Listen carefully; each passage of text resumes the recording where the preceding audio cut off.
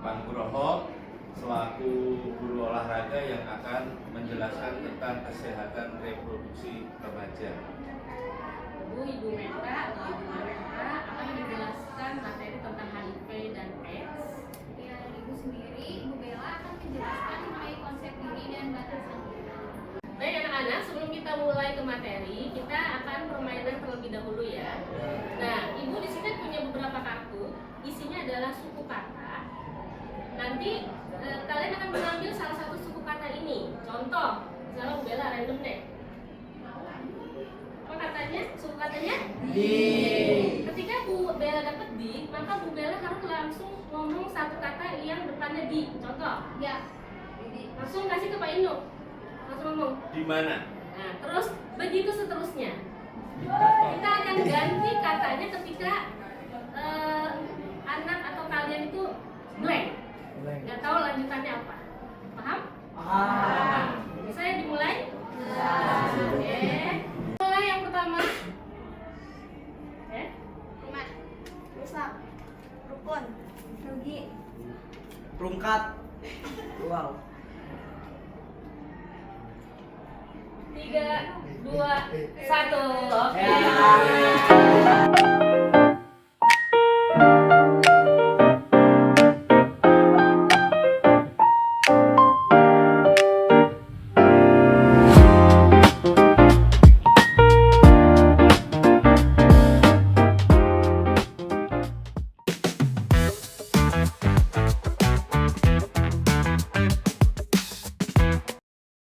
Oke, baik. Hari ini Bapak akan menjelaskan tentang kesehatan reproduksi remaja. Silahkan nanti kalian menyimak dan boleh nanti kalian sambil bertanya sambil Bapak jelasin. Yang pertama mengenai kesehatan reproduksi remaja adalah tentang apa sih itu remaja? Ada yang tahu? Kita remaja. Boleh dibaca? Remaja adalah penduduk usia 10 sampai 18 tahun menurut Permenkes RI nomor 25 tahun 2014 tentang masalah kesehatan usia remaja. Apakah kalian termasuk usia remaja? Ya. Betul ya. Usianya berapa kalian? 14. Siapa yang 14 tahun? Oke. Siapa yang sudah 15 tahun?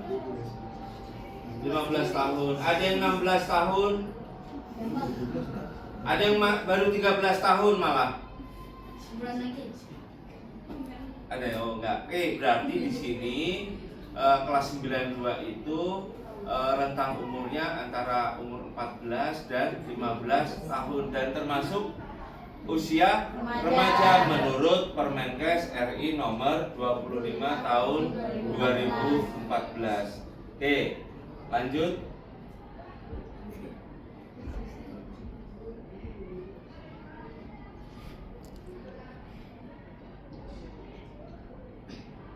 Oke, siapa yang tahu tugas perkembangan remaja?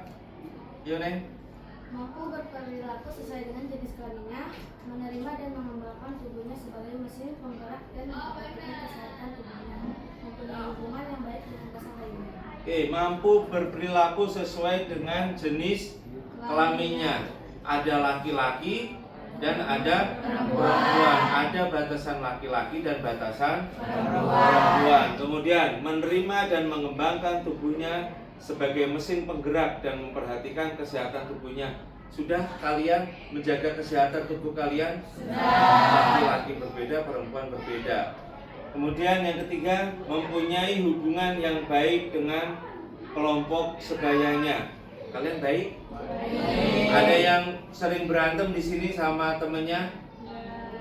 Tapi tetap bermaaf-maafan kembali, berteman baik. Ada yang masih dipakein baju orang tuanya? Pakein celananya? Nggak ada lagi ya. Dari pagi sampai mau tidur malam, kalian selalu membawa gawai atau handphone. Dan kalian sudah mengenal komputer, laptop, dan seterusnya. Jadi tidak asing bagi Gen Z itu mengenai teknologi internet dan media sosial. Yang kalian punya medsos apa aja? Instagram, WhatsApp, Facebook, TikTok, YouTube. Ya, Twitter zaman Bapak boro-boro itu YouTube. Apa itu Bapak? Belum ada handphone itu yang ya Dia boleh kan? yang cuma bisa terima telepon dan terima SMS.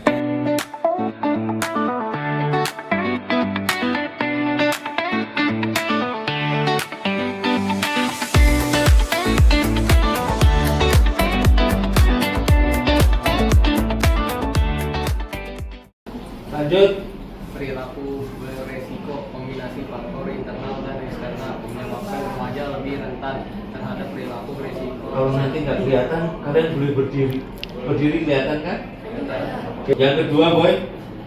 HIV dan AIDS, pencegahan penularan melalui edukasi perilaku seksual aman, screening dini, dan akses informasi yang akurat tentang HIV atau AIDS. Oke, nanti kesehatan seksual dan HIV mungkin akan berkaitan yang akan dijelaskan oleh Bu Meta. Gitu ya. Lanjut.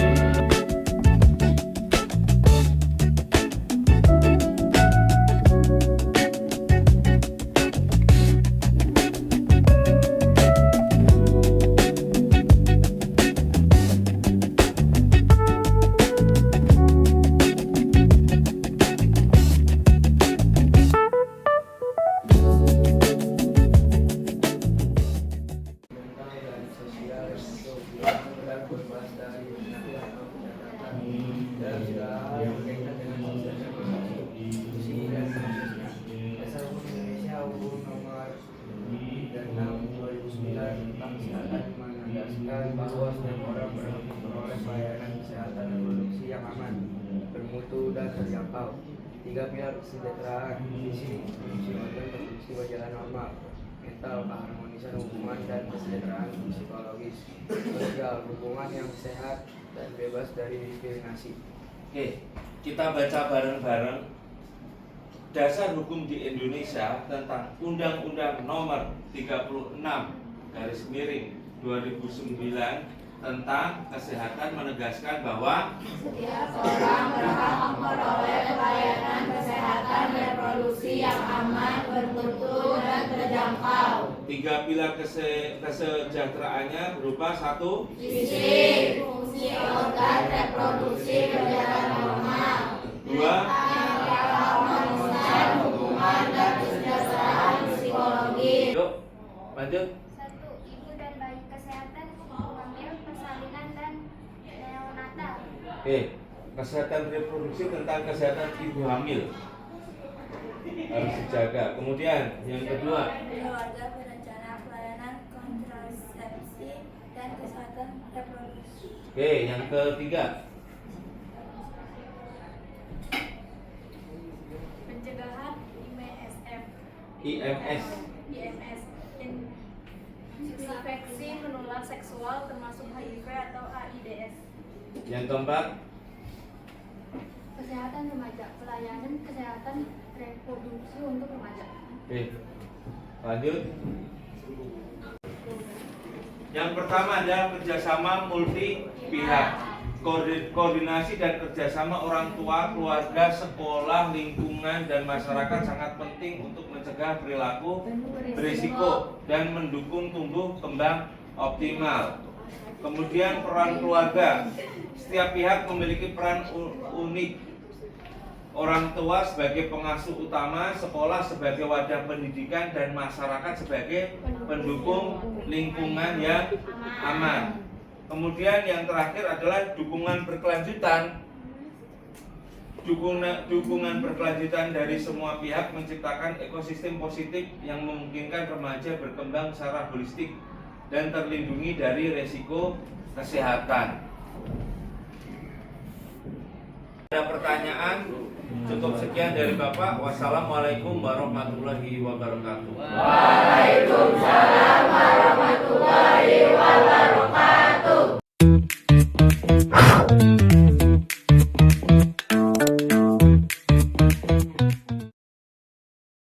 Bismillahirrahmanirrahim. Assalamualaikum warahmatullahi wabarakatuh. Waalaikumsalam warahmatullahi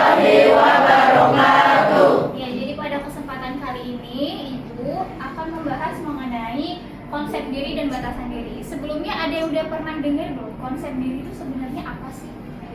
Belum. Oke, kalau gitu kita bahas sekarang.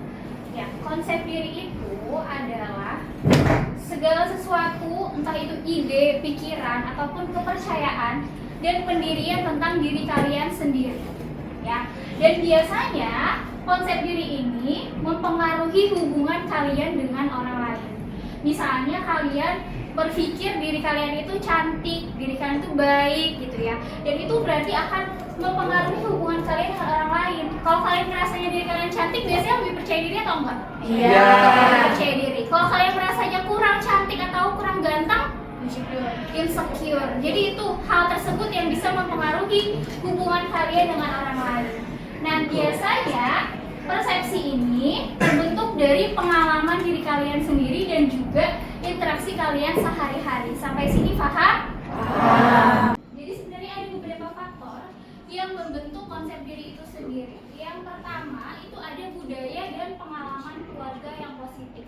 Maksudnya apa? Maksudnya itu adalah lingkungan kalian, entah itu lingkungan pertemanan ataupun di lingkungan keluarga. Kemudian yang kedua, kemampuan yang kalian punya.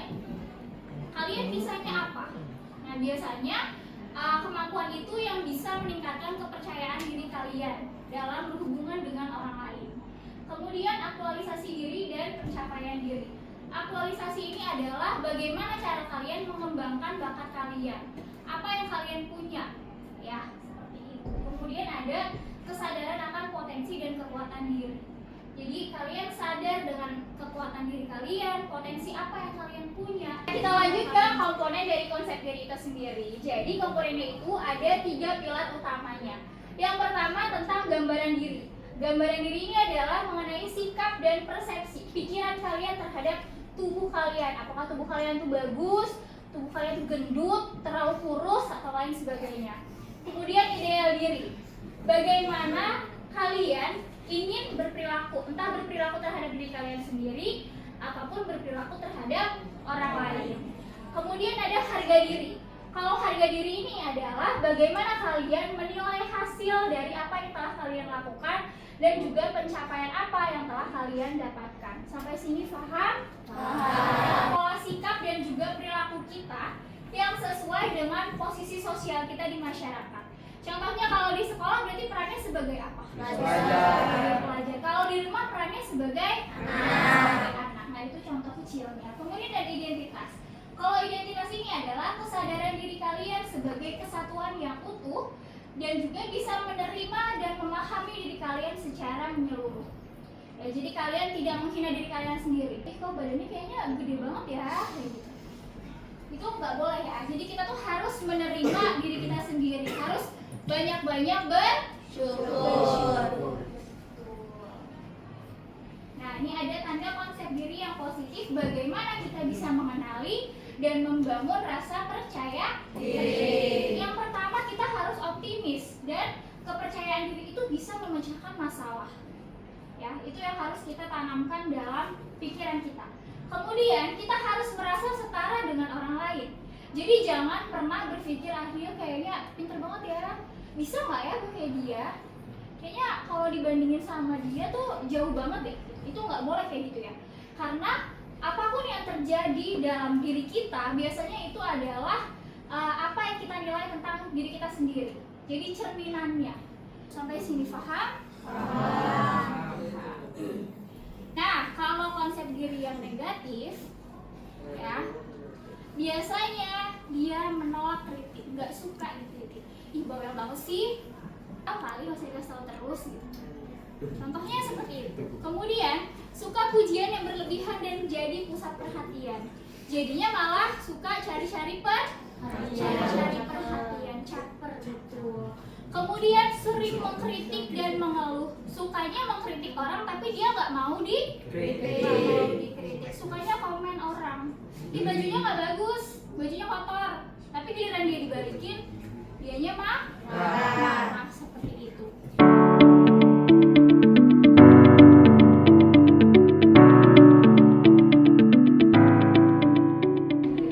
Di sini ada 7 tips untuk membangun diri supaya menjadi lebih baik. Yang pertama, harus berani memulai dari hal kecil.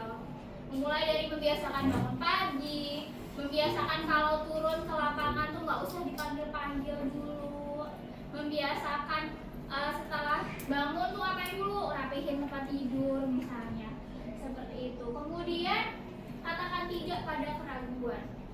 Misal kalian ragu mengerjakan sesuatu atau kalian meragukan diri kalian sendiri, coba kalian bayangin lagi kalau Allah tuh udah menciptain kalian tuh dengan kelebihan diri kalian. Jadi kalau misalnya kalian ragu, nggak ada kata terlambat untuk namanya belajar, ya.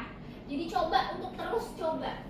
Kemudian ambil jeda. Kalau misalnya ngerasa capek banget dalam hidup nih ya, hidup kan nggak selalu jalannya mulus-mulus aja. Kalian boleh ambil jeda dulu, istirahat, lakuin apapun yang kalian suka. Entah itu bermain, entah itu ngobrol sama teman, atau sekedar dengerin musik aja gitu. Yang penting bisa balikin mood lagi. Kemudian tentukan standar yang sesuai. Ya, kalau kalian udah paham dengan diri kalian sendiri, biasanya kalian akan lebih mudah menentukan standar diri daripada harus melihat standar orang lain. Diusahakan bisa bergaul, berteman dengan teman-teman yang bisa membawa pengaruh yang baik, yang positif.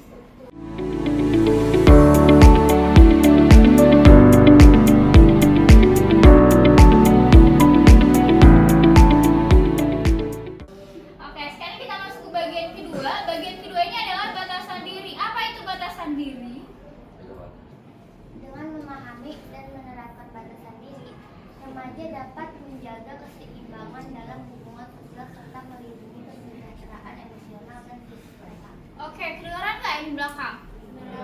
Batasan diri itu adalah aturan dan batasan yang kita tetapkan untuk diri kita sendiri dalam berkomunikasi dan berinteraksi dengan orang lain. Ya, jadi batasan yang sehat memungkinkan kita untuk berkata tidak sama orang lain tentang apapun yang tidak kita sukai. Misalnya teman kalian ngambil barang, kalian senang apa enggak tiba-tiba barangnya diambil? Enggak. Dan kalian berani ngomong tidak, itu termasuk ke dalam batasan diri.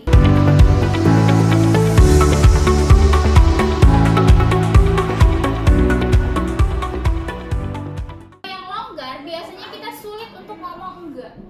Jadi tipe-tipe enggak enakan. Kemudian biasanya mencampuri urusan, bergantung kepada pendapat orang lain, jadi ngikut-ngikut aja, dan dia takut ditolak. Ya, karena takut ditolak itu jadinya ngikut aja. Orang lain ngomong apa, hayu. Temennya bolos, hayu ikut. Temennya nggak mau turun, ya udah hayu, gitu. Kemudian kalau kaku itu susah untuk minta tolong. Jadi apapun masalahnya dia pendam sendiri. Diperlakukan seperti apapun sama orang lain, biasanya dia pendam sendiri. Dan ini ruang pribadi kalian, ya. Dan sentuhan-sentuhan yang dirasa kurang nyaman. Ya, jadi berani berkata tidak terhadap ruang tubuh kalian ketika dipegang. Apa saja sih yang tidak boleh dipegang oleh orang lain? Dada, ya. Terus apa lagi? Kemaluan, belakang, ya. Kemudian mulut dan lain sebagainya seperti itu. Itu adalah ruang pribadi kalian yang tidak boleh disentuh oleh orang lain, oleh siapapun. Ya, perlu diingat itu.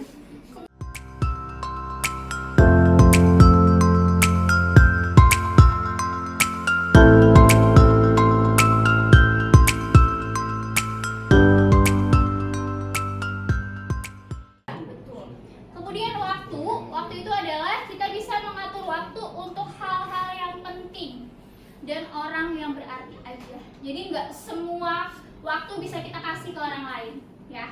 Seperti itu. Kemudian dunia digital, kita bisa menjaga data pribadi di internet dengan aman. Jadi diharapkan karena sekarang sudah masuk era digitalisasi, kalian bisa lebih bijak lagi dalam menggunakan media sosial. Tidak semua hal tentang data pribadi kalian itu bisa dibagikan di media sosial seperti itu. Sekian materi dari Ibu, kurang lebihnya mohon maaf. Wassalamualaikum warahmatullahi wabarakatuh. Waalaikumsalam warahmatullahi wabarakatuh.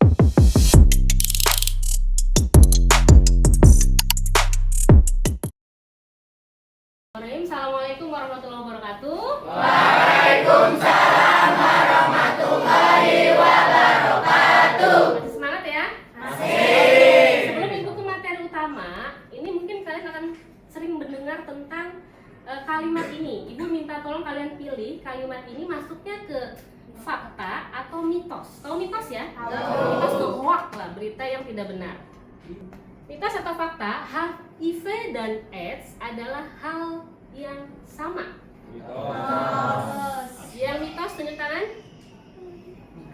Yang fakta. Oke, yang benar adalah mitos ya. Jadi HIV dan AIDS itu adalah dua hal yang berbeda. Yang kedua, HIV dan AIDS adalah penyakit yang tidak ada obatnya. Fakta. Mitos atau fakta? Mitos atau fakta? Oke, nanti ibu jelasin ya apakah ini benar mitos atau fakta. Sementara kita keep dulu, apakah ini mitos dan fakta.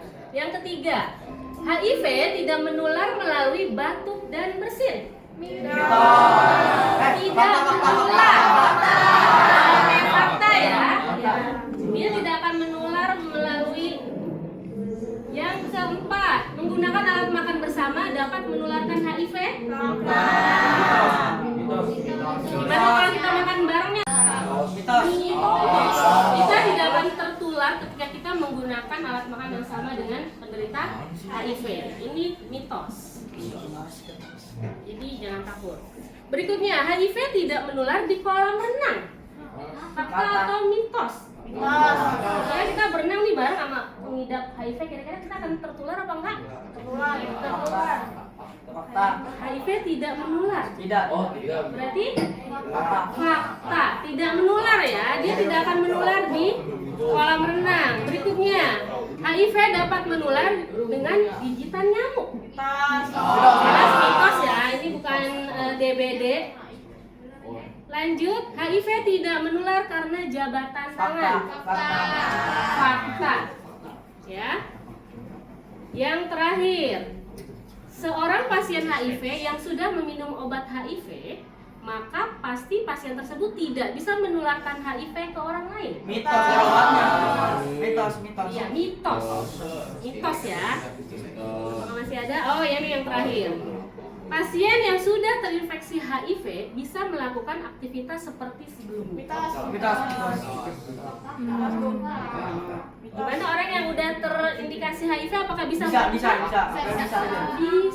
ya. Ini adalah fakta. Jadi itu adalah mitos dan fakta seputar HIV dan AIDS.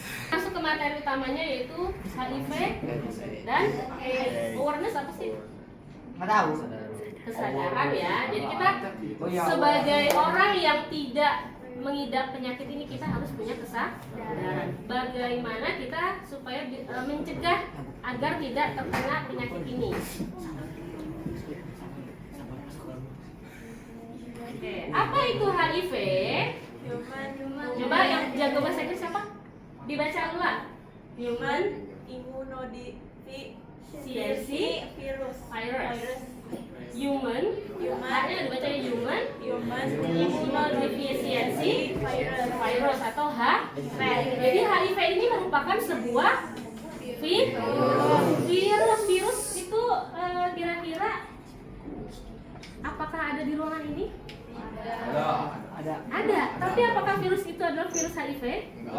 Bukan ya. Jadi virus ini tidak sembarangan tempat dia bisa hidup. Ya, jadi HIV itu adalah sebuah virus. Virus apa sih? Virus yang menyerang sel darah putih. Kalian tahu nggak dalam tubuh kita ini ada satpam? Ya, satpam itu adalah sel darah putih. Dia itu menjaga tubuh kita. Ketika ada kuman masuk, maka yang akan memakan adalah sel darah putih. Kenapa HIV berbahaya? Karena dia menyerang satpam kita. Pertahanan kita diserang sama dia, makanya dia berbahaya, bisa menurunkan kekebalan tubuh, kemudian melemahkan kemampuan tubuh untuk melawan infeksi. Jadi ketika kita terluka, maka tubuh kita akan sulit untuk recovery karena ada si virus HIV tersebut. Yang ketiga, nah ini menular melalui cairan tubuh tertentu. Tubuh kita banyak cairan? Banyak. Coba kasih tahu ibu cairan ada tubuh kita apa aja? Darah. air liur, apa lagi? Sperma, sel telur, iya ya. Itu adalah cairan-cairan yang bisa dihinggapi oleh bukan HIV, untuk virus. Ya, tidak hanya HIV. Coba tolong dibaca Michael, yang namanya udah Inggris, berarti baca harus Inggris. Acquired immunodeficiency syndrome. Acquired immunodeficiency syndrome atau AIDS. Apa itu? Beda dengan HIV. Kalau AIDS ini adalah sekumpulan gejala penyakit yang timbul karena turunnya kekebalan tubuh. Tadi kan HIV nyerang sel darah putih kita ya. Akhirnya kekebalan tubuh kita turun. Nah, ketika sudah terjadi penurunan kekebalan tubuh, timbullah AIDS. Jadi dia adalah gejalanya atau penyakitnya yang ditimbulkan karena si virus HIV. Terjadi ketika sistem kekebalan tubuh mengalami kerusakan parah. Ketika kita terinfeksi virus HIV yang cukup parah atau sangat parah, maka kita akan terkena AIDS namanya. Yang ketiga, tanpa pengobatan HIV dapat berkembang menjadi AIDS, menyebar. Tadi di awal udah Ibu bilang HIV itu ditularkan melalui cairan tubuh tertentu. Air seni kita cairan bukan? Apakah virus itu bisa hidup di air seni? Tidak. Yang dia bisa hidup hanya di dalam darah, air mani, air sperma kalian yang laki-laki ya. Kemudian cairan vagina bagi yang perempuan, cairan rektal dan ASI. Jadi ibu yang menyusui.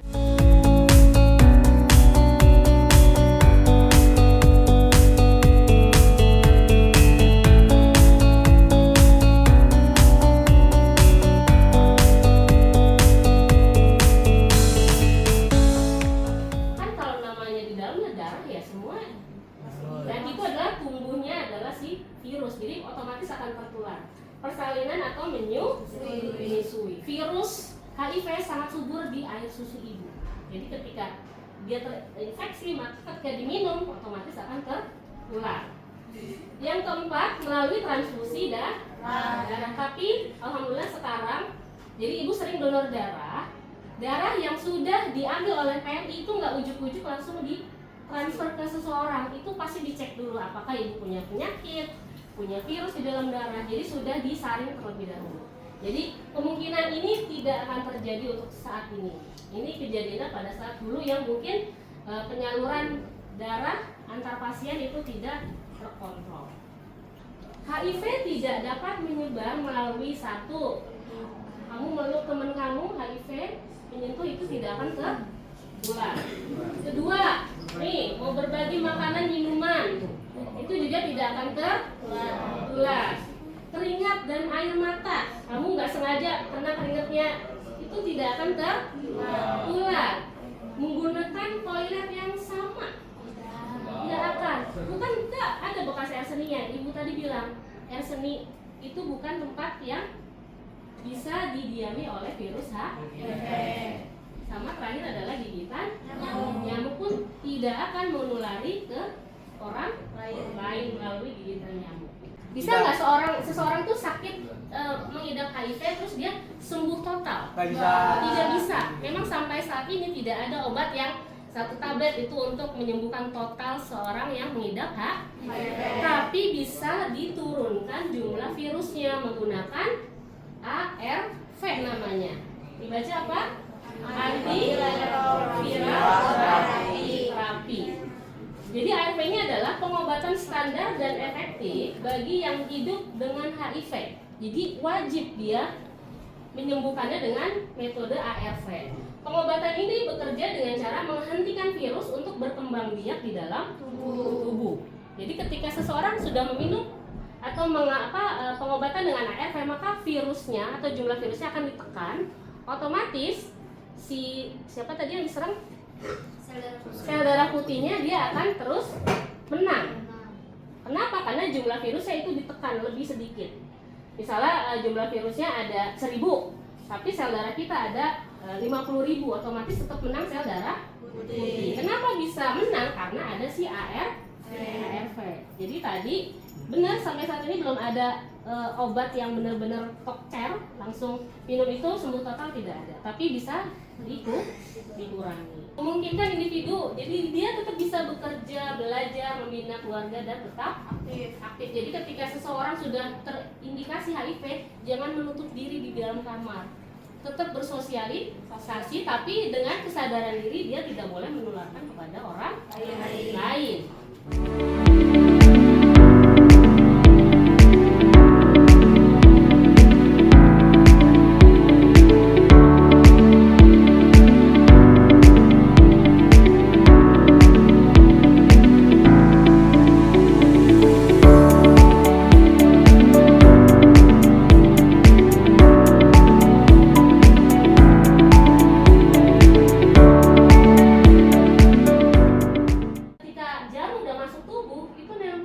Virus yang ada di tubuh kita.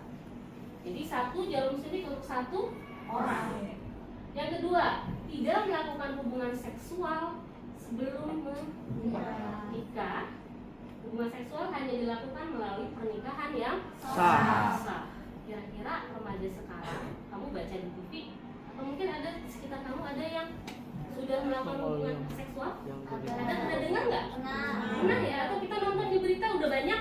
Anak SMP hamil, anak SMA hamil udah banyak ya? Nah itu salah satu ruang terbuka masuknya virus HIV. Karena kalau orang udah nyoba sekali dan ngerasa enaknya gimana, dia akan nyoba berkali-kali. Padahal di dalam agama tidak diperbolehkan.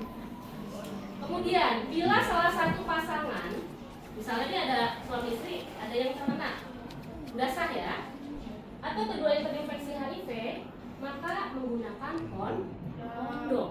Jadi laki-lakinya wajib menggunakan kondom supaya cairan spermanya tidak masuk ke dalam vagina. Yang terakhir adalah berikan pengobatan kepada ibu yang positif untuk pencegahan penuh. Jadi bagi ibu terutama mempunyai bayi itu wajib banget dikasih tadi pengobatan ARV. Nah, dengan kata stigma, apa stigma? Itu stigma. Stigma. Iya, tapi pengertian stigma, pengertiannya apa? Pandangan ya. Jadi misalnya seseorang apa ya? Peminum alkohol. Kita stigma ke dia gimana? Negatif kan? Stigma itu pandangan. Atau diskriminasi tadi apa diskriminasi? Diskriminasi? Bulian. Membeda. Jadi stigma ini merupakan hambatan utama dalam tes dan pengobatan. Kenapa? Orang yang sudah terkena HIV biasanya dia minder. Jadi jangankan untuk berobat, dia untuk ketemu orang aja malu. Itulah yang membuat dia makin drop. Padahal ketika seseorang terkena HIV, kan terkena HIV dia belum tentu karena dianya nakal kan? Bisa aja tertular dari temennya yang tidak sengaja jarum suntik misalnya, bisa aja kan?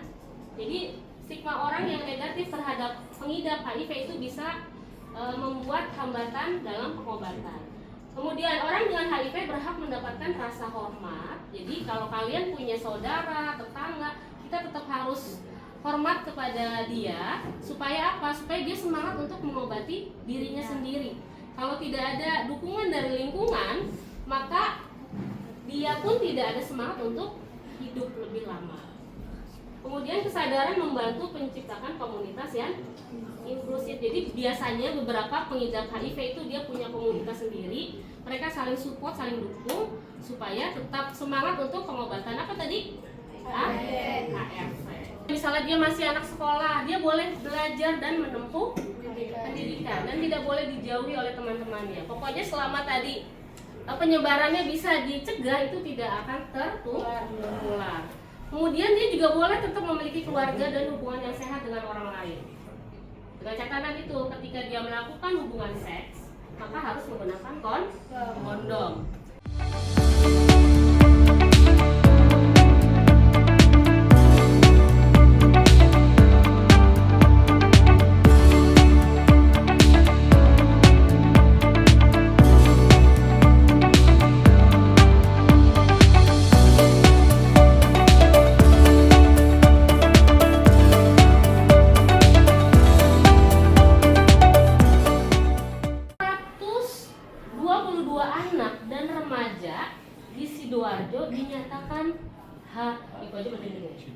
13 diantaranya termasuk siswa PAUD dan Ibu tanya apakah dia yang melakukannya?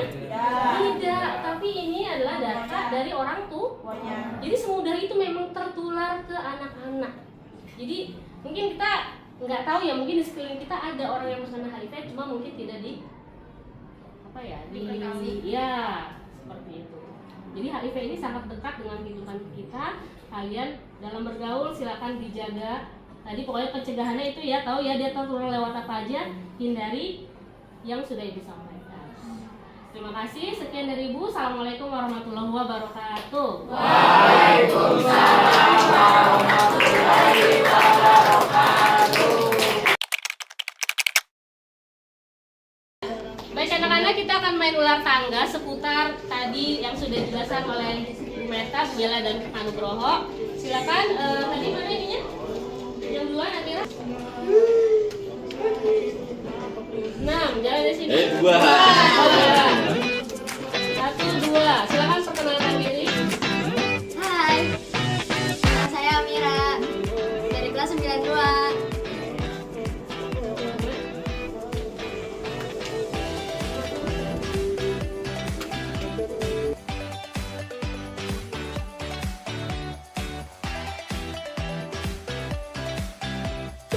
Oke, yang nomor 5, pertanyaannya dari Ibu. Apa yang menarik dari seorang remaja laki-laki? Apa ya? Yang menarik Iya. mimpi basah. Oke, nomor 15. Apa yang kamu ketahui tentang kesehatan reproduksi? Fungsi organ reproduksi berjalan normal. Jika seseorang sudah berobat HIV, apakah dia sudah sembuh total dan tidak bisa menularkan ke orang lain? Dia belum sembuh total tapi dia masih bisa menularkan orang lain. Tepuk tangan buat semuanya.